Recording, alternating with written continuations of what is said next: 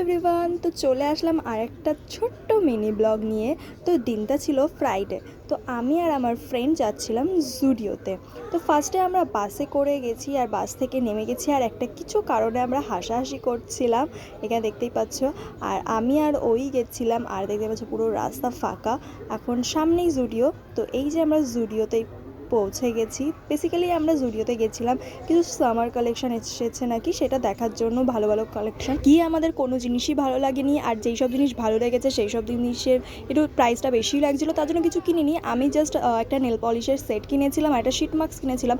তারপরে যেটা হয়, ওখানে মিরর সেলফি তো নিতেই হবে কারণ আমরা মেয়ে। তো তারপরে কিছু ড্রেস নিয়ে নিয়েছিলাম ট্রায়াল দেওয়ার জন্য। তো তার মধ্যে আমি কোনোটাই কিনিনি। তো তারপরে ওখান থেকে বেরিয়ে একটা ক্যাফেতে গেছিলাম, তারপরে খাওয়া দাওয়া করলাম। খাওয়া দাওয়া করে ওখান থেকে আমরা বাড়িতে চলে এসেছি। তো আজকের ভিডিওটা এইটুকুনি। ভালো লাগলে লাইক করে দিও, চ্যানেলে নতুন থাকলে সাবস্ক্রাইব করে দিও। বাই।